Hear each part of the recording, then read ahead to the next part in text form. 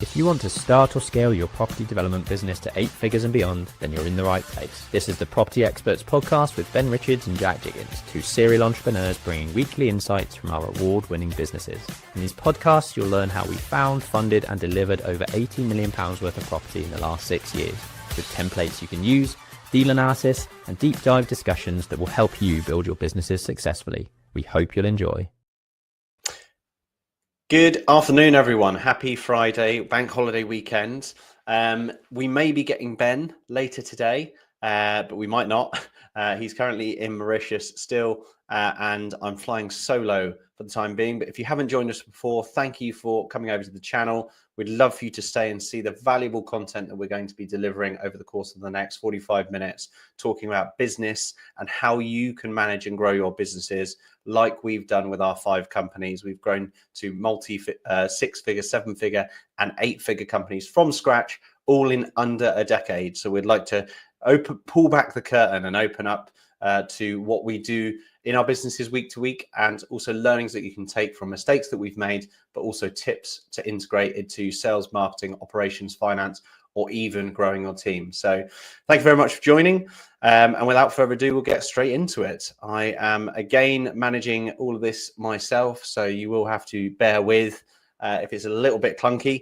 I want to make my face a little bit bigger, not that big. That big. So yeah, I'm flying solo. There's actually Ben put a couple of slides in, so I'm speaking on behalf of Ben, which you will see later. So throughout the array of our businesses, our development company is aspiring to deliver 1,000 homes, which is £1 billion worth of property, and we do that with our investors. And if you're listening on a podcast, it's 23rd of May, and it's bank holiday weekend, so no excuses and plenty of time for you to be watching this over the weekend. So a bit into agenda and what we'll be talking about. We'll be speaking to competition. Now, there's a big taboo in property and also other businesses to not be speaking to your competition. So I'm going to be delving into that. We'll be talking about mentoring and self-development and how much money you should invest in a mentor or even into your own self-development. What is Class G and have we got an approval? We'll be sharing details about that, which will be on our bank. And again, we'll be talking about the bank and how the Stripout is going. We're going to be talking about a game changer for your business. I actually think if you haven't already looked at this product and thought about how it can go into your business, you're already being too slow on this. It's really, really good. And I'll be sharing that. We'll be talking about a podcast where Ben made an appearance on Architectural Social. Really interesting podcast title. I cannot wait to listen to it myself. And then we'll be talking about a listed building consent. Have we got 2 approvals in 1 week? And then last but not least, I'm going to share and screen share of how, just a 5-minute share of the easiest way to find HMO deals that do stack. I'm going to be sharing our top tip on how we've delivered 150 plus HMO bedrooms and showing you how we start to look for that. So a huge tip and top tip. So stay with us to the end. And then, of course, Q&A. If we've got time, we will get round to them. Cool. So kicking off straight away, speaking with your own competition. Now, this was sprung about because Ryan Beaumont, who you guys may know, I record our Ground Up podcast with. He is got some non-exec advisors who are successful business owners, and they actually run a measured surveying and topographical surveying business, which is exactly what we do. They're based up north. We're obviously based in the south. And Ryan said, look, let me link you up and you guys can have a chat and see how you get on. We're very open-minded with our book. Obviously, we're an open book and very open-minded is where I was going with that. And we typically, share what we share online. And we also speak to people that are having similar business hurdles and problems. And we like to sort of communicate with competitors, even though they might not be direct competitors, to see what they're doing. And I always feel it's almost a bit of a shame that they're working really hard, spinning their wheels, building a brand, building a product, learning from their own mistakes.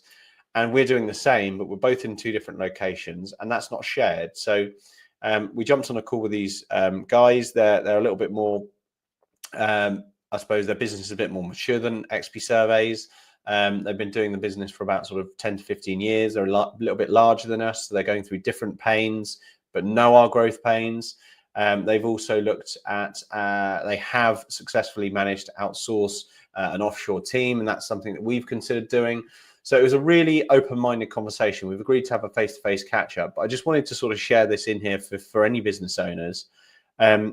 If you can meet up with people that are in a similar business, but aren't directly competing with you, you will gain so much value in just going and appreciating that each other have the same problems or the same mistakes. And that's what, we're coming on to on the next topic, which is like mentors and having business mentors that may have done something similar to you and be guiding you through that. But I feel like if you can speak to a direct business owner and actually share the qualms, and it could even be someone from a different country, it's super beneficial. Even the technical processes and the operations and the standard operating procedures, if you can actually share those ideas with businesses in different areas or regions and help each other, you will get massive value from that. Almost the most relevant direct experience that you have. But anyway, we shared topics. It seems like our business are probably a little bit more advanced in using tech and AI in our operational process and quotation process.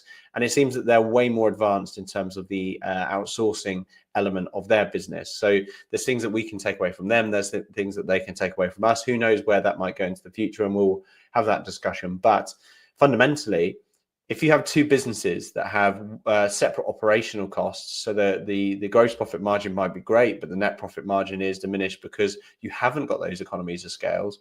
One thing to think about is how could you gain economies of scale by speaking to your competitor and maybe even joint venturing or sharing notes or sharing a resource.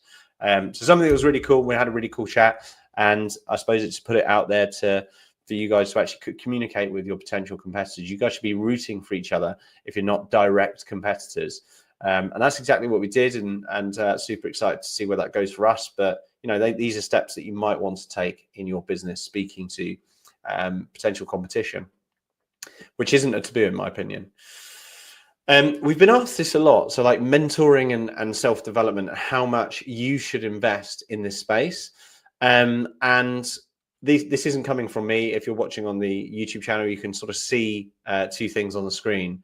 And the reason I put these on here is when we have a mentee that comes on board and actually gets mentored by either Ben or myself, we do a questionnaire. And in that questionnaire is how much do they want to invest in their mentoring, and how much do they want to invest in their self-development.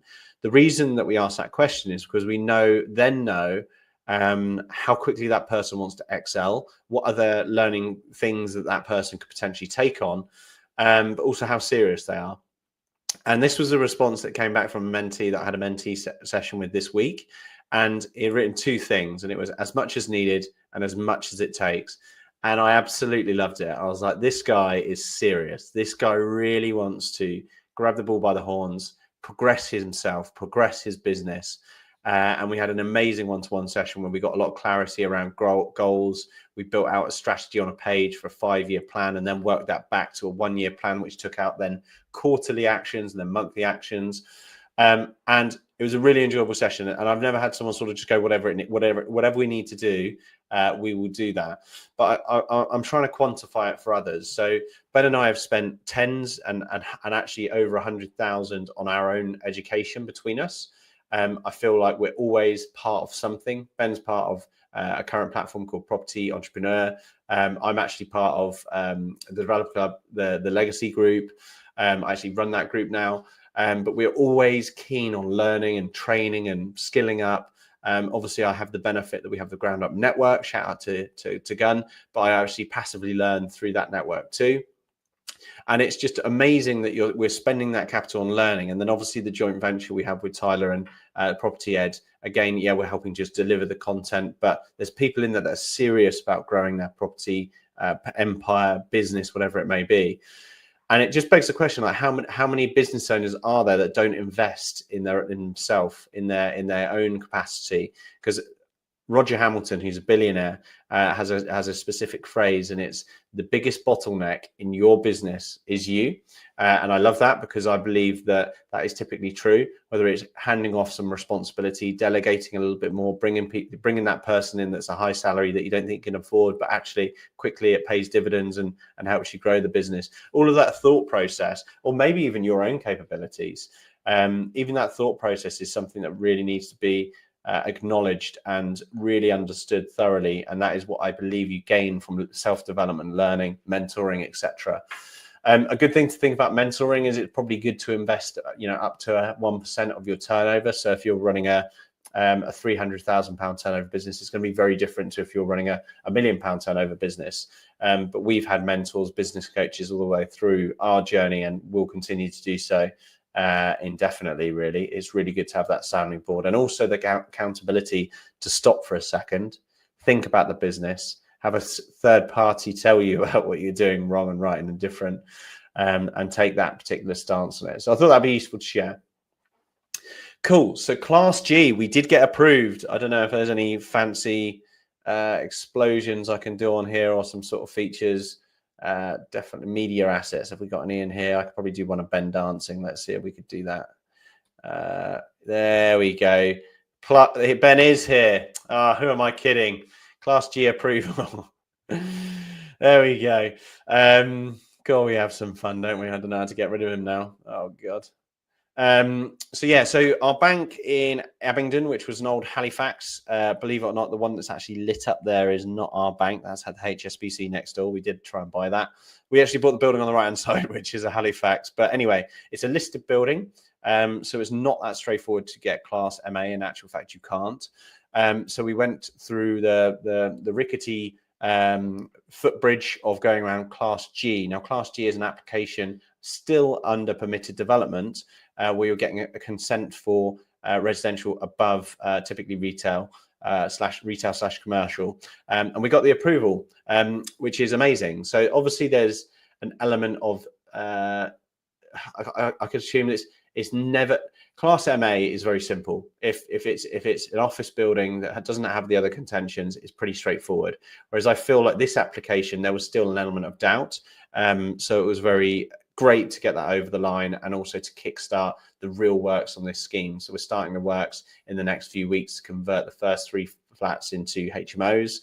We have another application going in, which I think might have actually already gone in today or yesterday, for more residential at the flat at the rear. So a super cool site. And next time we do a site up in day, we'll be taking people around the bank. So super exciting. Big one to box off, and keen to get the team moving forwards.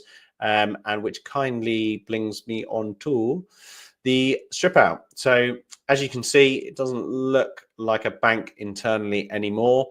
In actual fact, looks very different to a bank. We've obviously gone in pretty ham on the Stripout. It's imperative that you do the Stripout because a number of 2 reasons. One, you might need it to get an accurate tender pricing and see what you're structurally dealing with. But more importantly, for this one, we've actually already pre-sold the ground floor. So we will be selling the ground floor retail and the basement.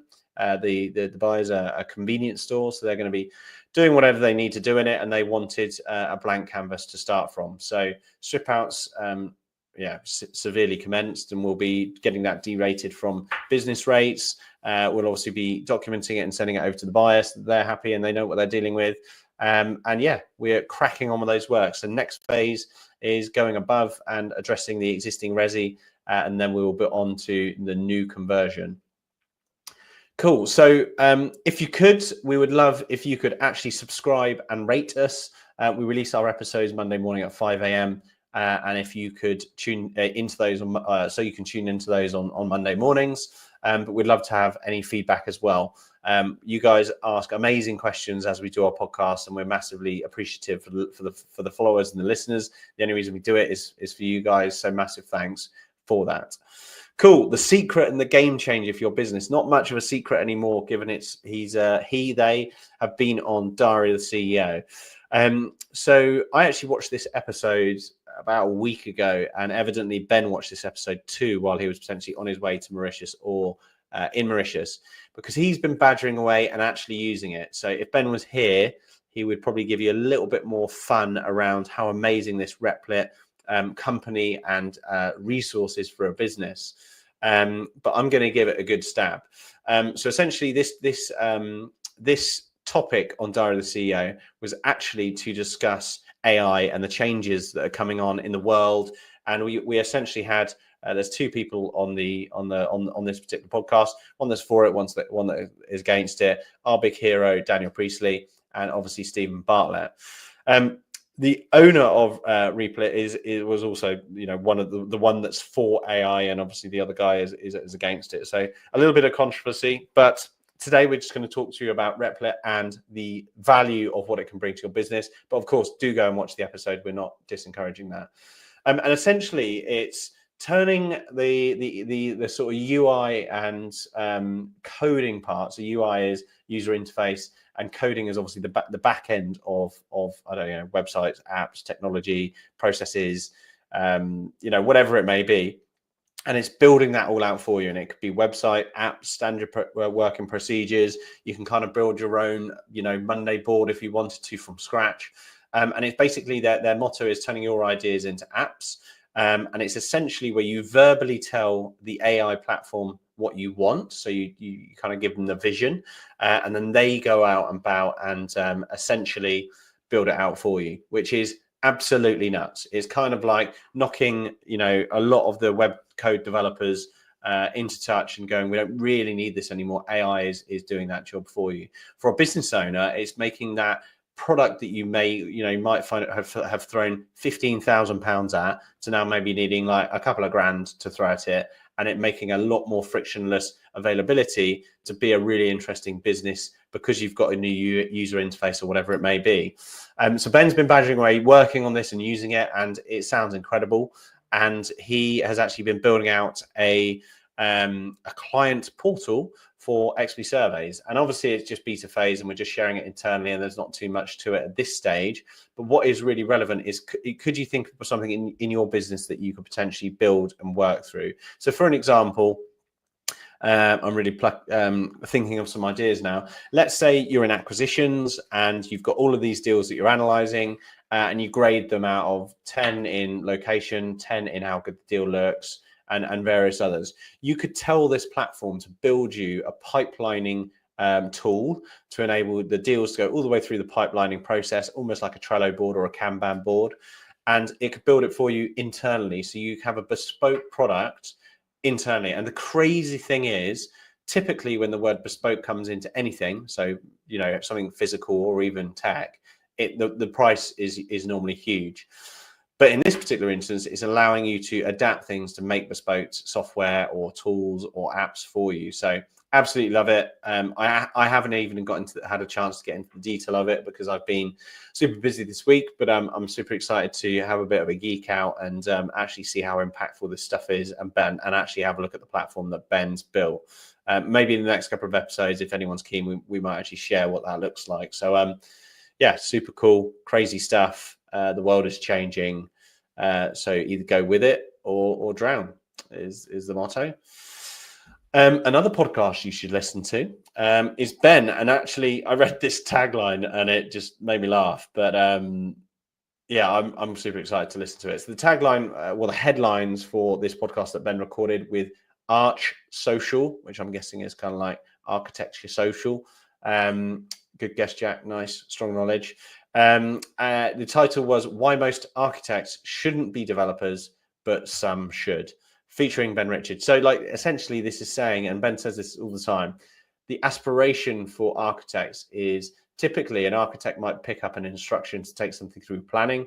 Whether they then do get or don't get the detailed design process as well, they might go through to the point of delivery and post that, but most might actually just be doing planning applications.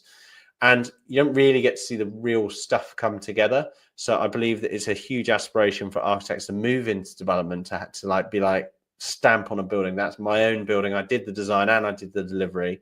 But what Ben says, and I completely agree with, is it's really difficult. There's so much to do in terms of a mass of property. All the time people, I've actually had lenders, bank lenders come to me and say, what do you think of this developer? They've got really good project management experience. And I go, that's all well and good, and you're probably in safe hands in delivery, but there's so much that goes beyond that.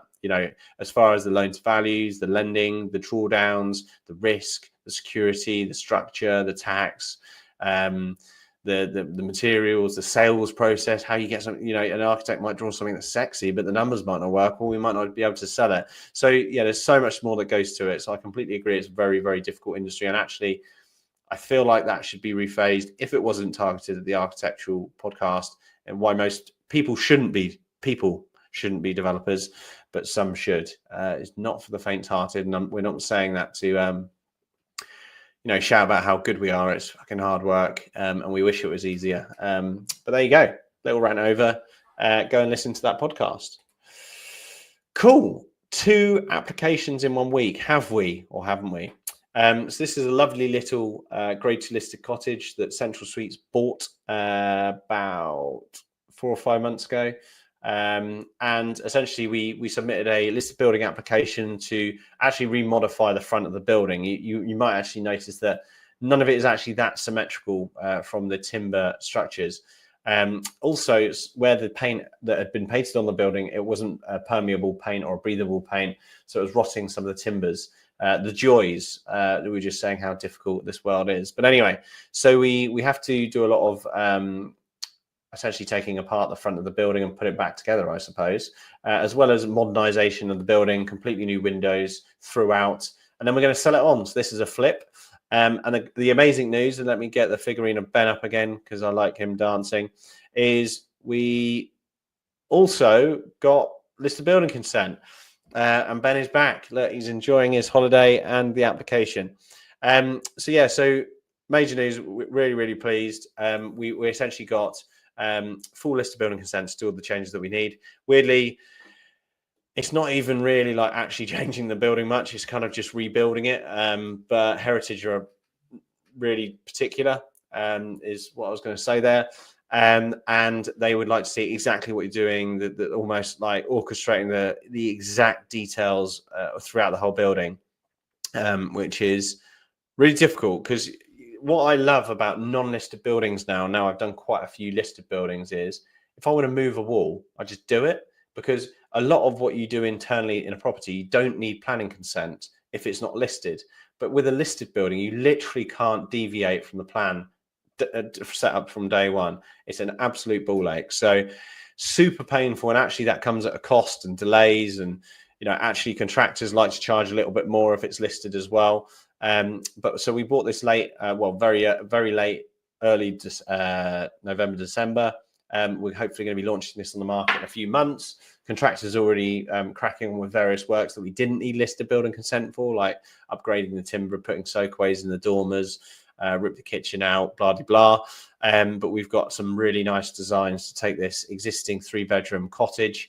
It's quite a big one. It's almost 2,000 square feet, I think, and spend a small fortune on it, really modernizing it and giving it a modern feel, but traditional, obviously, inside to what was a really old cottage. Cool fact about it, it's actually got some sort of Roman like burial something in the back garden, which we're not changing, but yeah, and it actually overlooks the Dorchester Abbey. So really cool location, really nice building. A lot of headaches with it, but we're excited to really get cracking with it now, which is all good.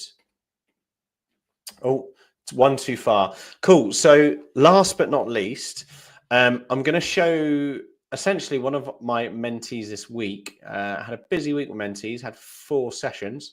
Asked me, how do I find a HMO? And I was like, yeah, I mean, where'd you start? There's a lot that needs to go into this. So if you were to watch a few episodes ago, in actual fact, I can probably dig it out and put in the comment section. We actually do location analysis.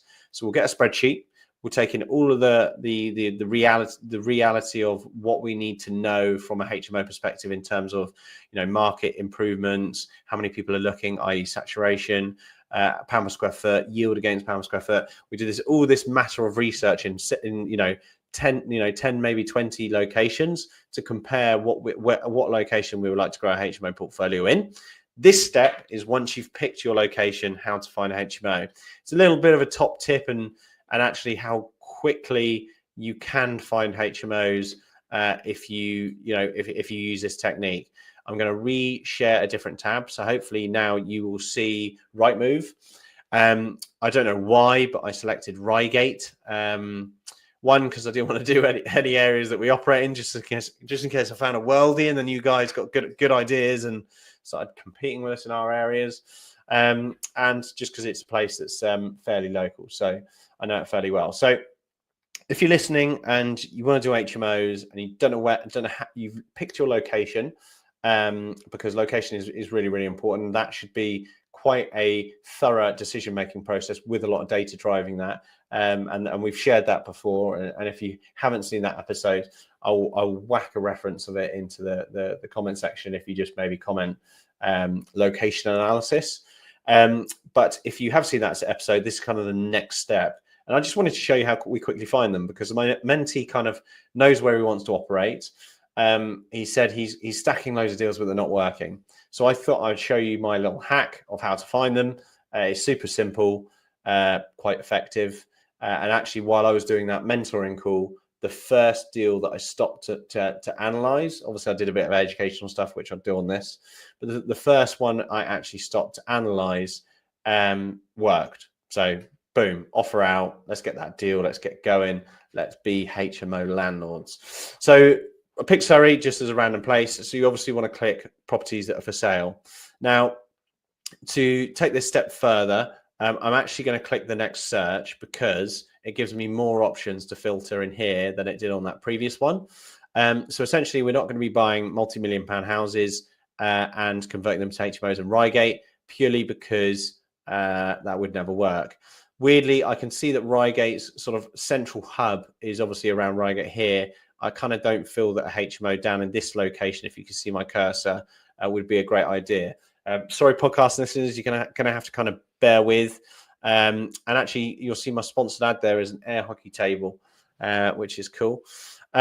So essentially, I want to restrict this sort of location. So what I'm going to actually do is maybe have a look where I could get maybe something a little bit more refined. That kind of feels about, actually, in actual fact, I actually kind of feel like the initial radius was best, which I'm going to go back to. Bear with. Nice. Never do live TV with animals or children. Cool. So I've now got search on Reigate. I'm going to leave that area and the criteria it is. So simple search. This is what we do. We get minimum of 3 beds, because realistically, if it's a 2-bed property, it's probably not going to be a good HMO. I'm going to remove new homes, retirement homes, buying schemes, and I'm going to leave auction properties because I like auction properties. So it's basically removing what I believe is the sort of 3. Obviously, you can't do a part ownership nonsense. You don't want to do a retirement HMO because they don't exist, and you ideally probably don't want to be buying a new build home. I haven't seen many developers make that work. So we're back in the game. Done. We've done a search. Now, next thing I do is lowest price first. I also quite like oldest listed, but let's just run with lowest first. Now, things that I'm looking for. So this is a hack for like quick looking. Yeah, get in there and find some stuff quickly. Now, what I like to look for is in Reigate, you might have, obviously Reigate is like screaming out like Surrey. You've got ex-council properties in probably suburbs. You've got some nice semi-detached houses that actually looks really cheap for Reigate. You've probably got shitty old bungalows, and then you've got some more semis. Typically, annoyingly, this is probably quite a bad example, because what I like looking at is you'll normally get an array of terraced houses in locations that I operate in, certainly. And a lot of these terrace houses aren't actually wide enough to create a HMO. I can't see an example here, but what I mean by wide enough is you get the standard front entrance is probably 3.5 to 4 meters wide, and you can't really get the access into the building to get additional rooms on the ground floor, first floor, and second floor, and maybe even loft. So I kind of discount those non-wide ones straight away. Obviously, the beauty of looking in Surrey is a lot of them are actually wider terraced houses. So these might work. So I'm going to open up one of those. And now what you will also see is there's actually a lot of similar properties. You know, a lot of these are the same. So what I'm going to do is I'm going to go to this property, because I'm going to set a rule of thumb. I'm going to have a look at the floor plan and see if I think it would work. And I can already tell you no. So really quickly, you obviously need windows for bedrooms. You also need an adequate kitchen living space to accommodate for shared living. This has got a really low pitched roof, so you're not going to be able to do a loft conversion. The only way that this is going to be a HMO is if you do a single story rear extension. And I kind of think that you're probably getting into cost expenditure that won't warrant the GDV value at the tail end. So let's just humor ourselves. One bedroom up here, another bedroom here. You might be able to pinch some of this bedroom here to create a third bedroom on this landing. So that's 3 bedrooms and 1 bathroom. You're only going to get 1 bedroom on this ground floor unless you extend it out the rear. So let's say 2 if you do extend it. That's only a 5 bed. And I think the capital expenditure you're going to put into doing this doesn't warrant that value. So already poo-poo, that's a no. So I can then go back to my search and I can discount most of these properties like this. You will get some anomalies, maybe ones that have already been extended or already, got space for X, Y, and Z, but that makes life a lot quicker and easier to analyze these HMOs. So now let's move on to potentially some bigger things like this particular property. I like the look of it. It looks like a 1930s property, and again, you're kind of setting a rule of thumb for yourself. So you might see a lot of these types of properties that are potentially convertible. Now, one huge benefit you can see of this property is it could be extended to the side. It's obviously really disgusting and old internally, and actually this view is quite good. So you could see how you could potentially extend this to the side. Maybe there's precedent, you can have a look around. I would also assume that you could probably do a loft conversion. When I say assume, I know you can, because this bugger next door has already done one. So lovely stuff, set precedent, very good. So now looking at the exact floor plan, it's quite small. It's only 886 square feet. But what I'm looking at is divisible bedrooms. It's a bit squarer than the last property we were looking at. So I like to see that, and it's probably got a little bit more scope. But again, we're only looking at 5 bedrooms, so problemo. You're probably going to struggle to generate the value because you've got to push out and do a bit of new build to essentially see if you can convert this into a 6-bedroom HMO. I kind of believe that if you're not getting over 5 beds, you're probably going to struggle to get the reval up on that. So easy loft conversion on this one. You could do a large strip dormer around the back. You could even potentially do one on the side. That loft conversion, if you've got a main contractor on site in Surrey, may cost you about 40 grand, but you probably get it back, high pound per square foot values. So what we're looking at here, we've got 3 bedrooms on this landing, maybe 2 separate bathrooms. They're already kind of catered for that. If you split it into 2 shower rooms, I'd probably remove this wall to make a kitchen living space. Obviously have this as a bedroom with an ensuite downstairs, and then maybe you'll get 2 in the loft. So they, bam, bish bash bosh, 6-bedroom HMO. I like the style. That is potentially a goer. You guys with me? You following me? Another things that I like to look for. So I would sort of say this one looks like the first ones that we're looking at, similar pitch, similar square box house. I'll discount that. Another things that I like looking for. One is apartments. A lot of people don't like looking at apartments. Obviously, you have to have a look at the head lease. But I often find some really large apartments, like 3 beds like these ones, might actually be valued as a 2-bed. So good ones to look at. Also, your construction costs are really low because you're not doing anything structural. It's all on one foot plate. And even though it might be under 5 bedrooms, you might get a really good income off the back of that. So looking at this particular one, it looks like it doesn't need a lot of work at all. Showing you the insides here, but that might make, if you could really push the boundaries, you might be able to squeeze another bedroom in here. You've obviously got to think about fire and access, which is a really important one. You've got to make sure you've got a 30-minute protection route for all tenants to exit in HMOs. We do that regardless whether it's a licensable HMO or not. But yeah, don't discount flats. I do quite like flats too. Oh, bugger, I've just realized I wasn't even sharing the right tab.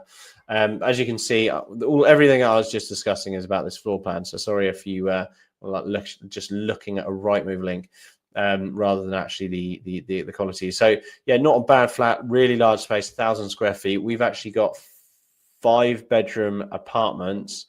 5-bedroom apartments that we've 5-bedroom houses that are actually 1,000 square feet. So huge flat, and definitely scope to potentially do that. But again, check the head lease because you might be restricted to things like that. Now, other things that we really like looking at is houses with terrible gardens or terrible access like parking are really good things to be looking at. So that's another example of compromised properties. But essentially, use your head. You can obviously do a really nice single-story side extension on this. Looks like it's potentially got also scope to have a loft conversion, and then just looking at the floor plans, a bit of a weird layout at the rear of the kitchen. It obviously doesn't have ideal kitchen garden access, but again, looking at that floor plan, which is really important. So I hope that has been useful. Just a bit of a round robin of what we look for as far as HMO properties go. I don't know if there's any more examples that I could quickly show. So if there's some top tips to take away, skinny terrace houses, you might struggle. If it's already got a loft conversion, that's really, really, really good because it's saving you some capital expenditure that might not already be realized in the property value. I would also say that properties with terrible gardens are really good because families will pay less for those. Therefore, the market value for those properties is typically compromised. We've actually got some fairly modern townhouses like this one that's on the screen at the moment. We find that they're huge. We've actually got a 5-bedroom, 5-bathroom and only spent about 60k on the conversion. So these ones can work quite well, but you've obviously got to look at the values. And I would say that obviously garages that can be converted quite easily are pretty good. And the way that we convert garages and HMO conversions is we convert the garage first. We normally get consent for that. And don't put our details on the application. We normally put the planning consultant or the architects. And then what we do is we then go for the change of use C3 to C4. So you're not drawing attention to C4 change of use until you've delivered the planning on the garage. Another little hack there for you guys, which is all good.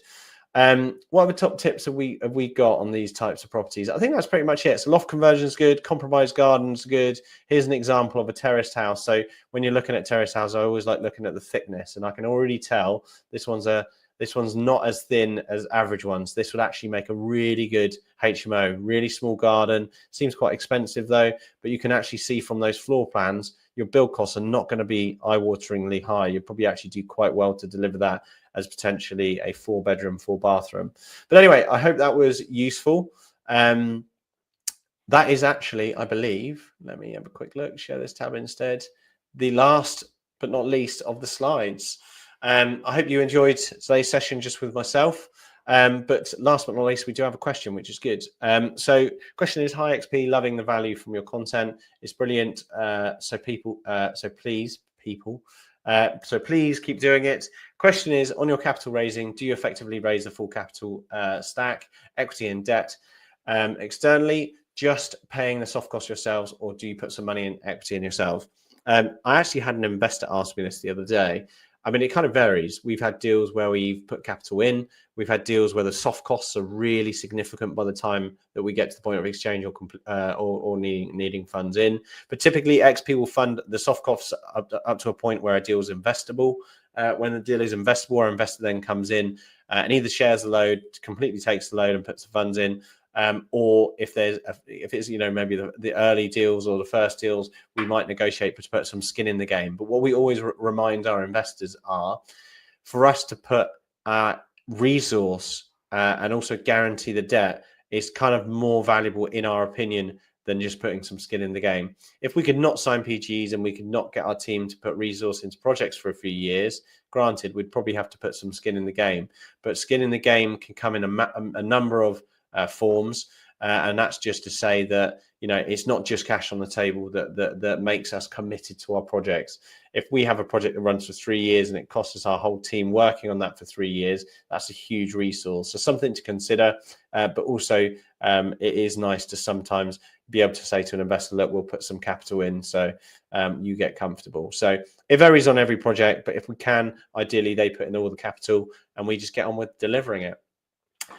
Cool beans. Well, that is me over for this week. I hope everyone has a lovely bank holiday weekend. We've got 2 podcasts to look at. You've got to watch the Diary CEO. You've obviously got to watch this, and you've also got to watch Ben's interview as well. I hope that was useful on the HMO finding hacks. Is how we start looking in new locations, and to start to, once we obviously look through some potential ones, we then deal analyze them, and then we then go into a spreadsheet to push the best possible prospect, I suppose, in the right direction. And yeah, I think that's it from me. Ben hasn't been able to tune in. Hopefully he's had a lovely dinner, and we will see him next week. So without further ado, we'll catch you next week, and keep the questions coming. Even if you ask questions after this episode is finished, we will still answer them either online in the chat the comments box, or we'll answer them next week. So yeah, thanks very much for tuning in, and see you all next week.